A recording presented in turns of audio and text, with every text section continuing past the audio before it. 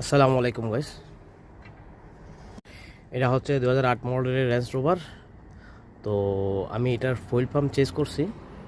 Fuel pump change করছি বলতে এটার ফুয়েল পাম্প খারাপ, স্টার্ট হচ্ছে না। তো আমি এটাকে চেঞ্জ করছি। আমি আপনাদেরকে দেখাচ্ছি এখন কীভাবে ফুয়েল পাম্প খুলতে হয় রেঞ্জ রোভারের, সেটা আমি আপনাদেরকে দেখাচ্ছি। একদম ইজিলি খোলা হয়, মানে তেমনটা কোনো সমস্যা নেই, ঠিক আছে। তো নতুনটা আমি অলরেডি ফিক্স করে ফেলছি। ওকে, তো আমি আপনাকে দেখাচ্ছি এখন কীভাবে খুলতে হয় ফুয়েল পাম্প। তো এটা হচ্ছে ফুয়েল পাম্প মেন। ওকে, এটাতে সেম অক্টোপাসের মতন। এটা হচ্ছে ফুল অ্যাসেম্বলি ফুয়েল পাম্পের, একটা, দুইটা এবং তিনটা, ঠিক আছে।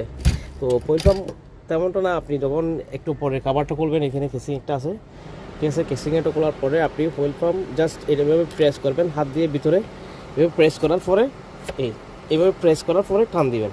যখন প্রেস করার পরে এইভাবে টান দিলে এই জিনিসটা চলে আসে। সেম এদিকে এরকম, মানে এই পাশে, ঠিক আছে।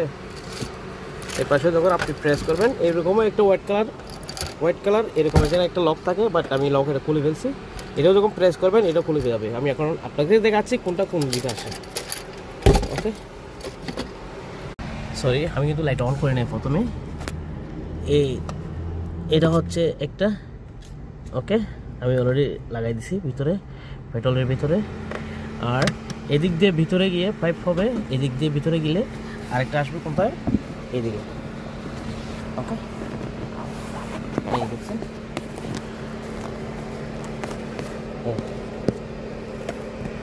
এটা আপনারা ঠিক দেখতে পাচ্ছেন। এটা হচ্ছে আপনার কোনটা মেন, এটা হচ্ছে উপরে বসবে, ঠিক আছে।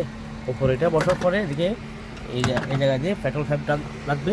তারপর জাস্ট এই লকটা রাইট সাইডে, আর এটা হচ্ছে আপনার লেফট সাইডে, জাস্ট এটাই। আর পিছা হবে একটা, জাস্ট এটা। ওকে, এটা হচ্ছে রেঞ্জ রোভার 2008 মডেলের স্পোর্ট। ওকে, ফুয়েল পাম্প সিস্টেমটা হচ্ছে এরকম। ফুয়েল পাম্প কীভাবে খোলা হয় আর কোনটা কোন দিকে আসে। এটা অলরেডি ফায়ার হয়ে গেছে, দেখতে পাচ্ছেন আপনারা। ওকে গাইস, আমার চ্যানেলটা সাবস্ক্রাইব করে দিবেন এবং লাইক এবং শেয়ার করবেন। আল্লাহ হাফেজ, সালামু আলাইকুম।